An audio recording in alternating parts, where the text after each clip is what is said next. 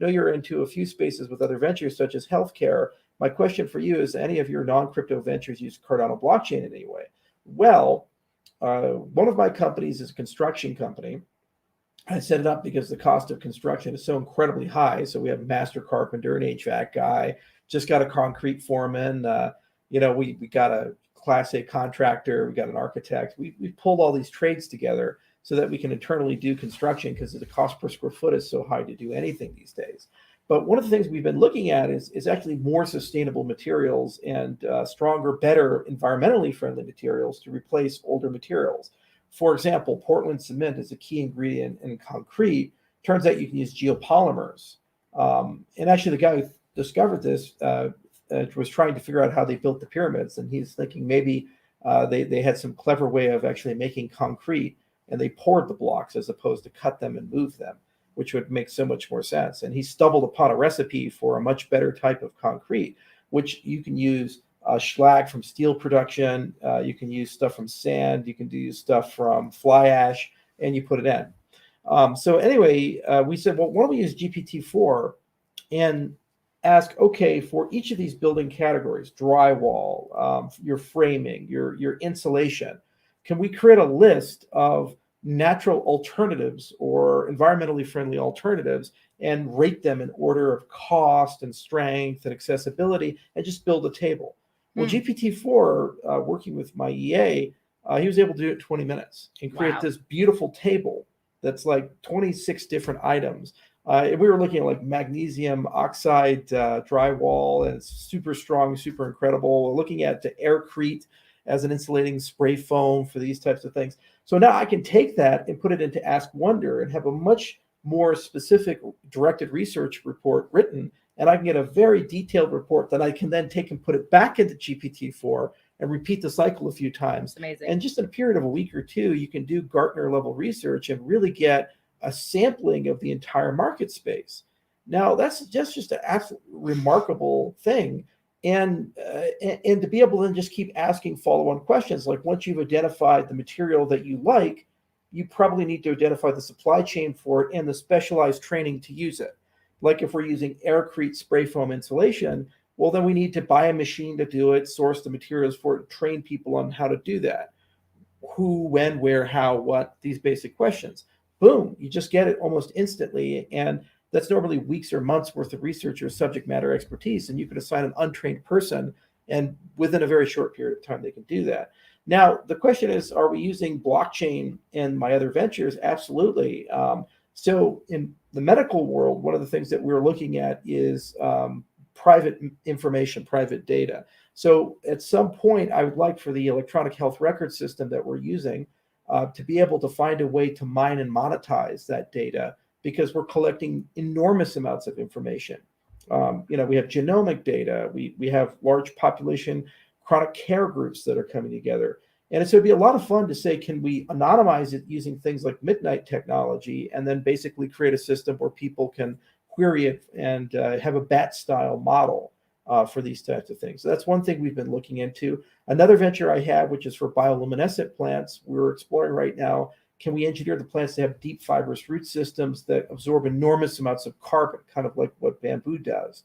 40% of all of its carbon is actually underground with bamboo. It's amazing.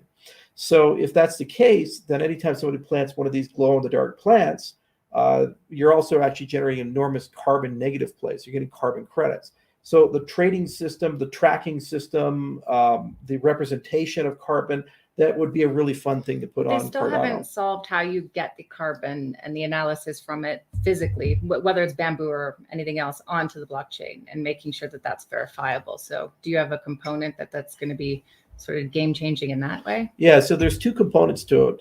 One is an average plant, in its growth cycle will produce an average amount of carbon store. So you can measure that, and then when you ship it, you assume it. But then you also have to have a supply chain and know, are they still alive? Are they still in circulation? Because these are genetically modified organisms, I think it's not optional. We're going to have a pretty robust supply chain system where we actually have a pretty good idea where every one of these organisms happens to be and if they're still alive or not. Just so that you can do retrospectives with environmental protection agencies around the world to verify that these species are not interacting in a negative way with the environment. So the supply chain component, it needs to be fraud-free and auditable. And the carbon component, the carbon credit component for it needs to be fraud-free and auditable. So in both cases, I think there's definitely a blockchain layer that could be put on, but it's a bit premature at the moment. I'd say that would be an endeavor around 2025 to 2027, because there's just so many things that have to be figured out for it.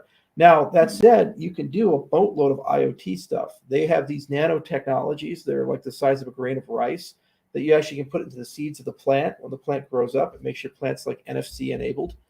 That's interesting. And then you can just go through a field with a drone or something like that. You can audit and periodically check things. You can do a lot of stuff. That solves the supply chain problem completely. Yeah, and so there's really a lot of cool stuff with nano sensors in the IoT space. And Cardano isn't quite ready to enter the IoT side of the world, but I do believe as we close out the decade, that's going to be a fun thing to explore. So I always try to find a way to really dig into and find out if there's a sensible blockchain component.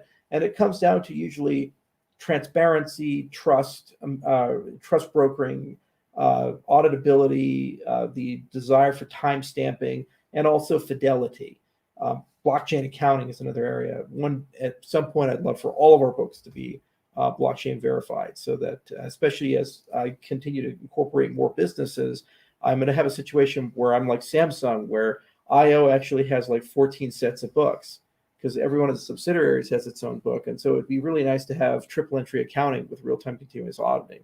So that's a business use case for that. But the tricky one with the medical world, it's the same with the financial industry, with open banking, because banking is like one of the most closed, non-transparent, high security with your data industries. And they're finally opening up, right, to allow open banking, sort of, not with blockchain yet, but with other financial providers that are within their ecosystem. So the medical world, how do you think they're going to deal? Like, who's going to be the first one? Who would you approach in the medical field to be able to open up? Because everything's under HIPAA, right? Like, who do you approach first to say, okay, your data is going to be secure. It's going to go into this bank without releasing any PI information into this bank of information.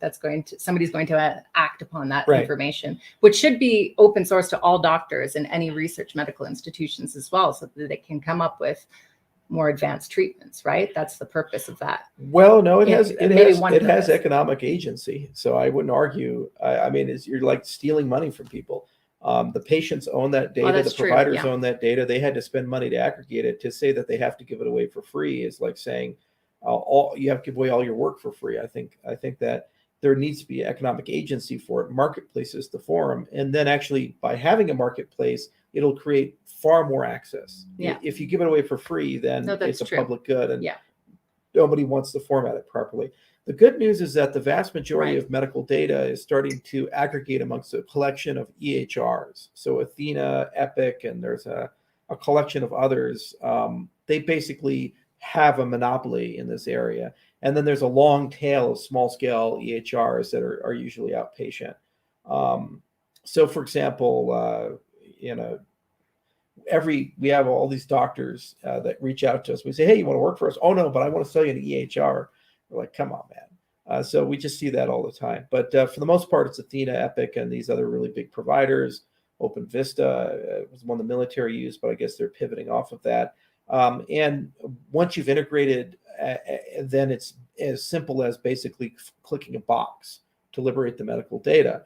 There's still a lot of issues in the coding for medical records and getting all of that sorted out. Yeah. And unfortunately, even though there are standard formats to translate between these different EHRs, migrating from one to another is actually a very substantial thing.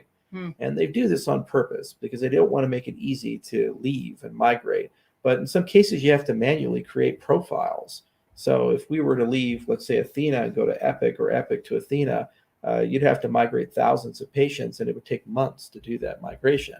So unfortunately, that is something that would get in the way of good data mining and being able to ask policy-directed questions. So if you're a Department of Health and you say, how many people with asthma over the age of 50 who also have polycystic ovarian disease or something like that, and who are taking hormone replacement, had a bad outcome with COVID? Mm-hmm. That's maybe a question for some reason you want to ask as a public health official. well, to actually be able to answer a question like that is still quite difficult. Because they're not the data sets aren't interoperable between these companies. And they've made enormous progress in the last 10 years, but it's still a super hard problem because nobody has a strong incentive to work with each other. And they're trying to. I mean, just like there's open banking in the banking world and ISO 222 and these other things. ISO, what's the financial ISO? You're close. It's 20122 or something like that. Could be. Yeah. But one of the financial ISOs, they're trying real hard to pull these things together, but it's still not quite where it needs to be. And usually it takes 10, 20 years to see that. Okay.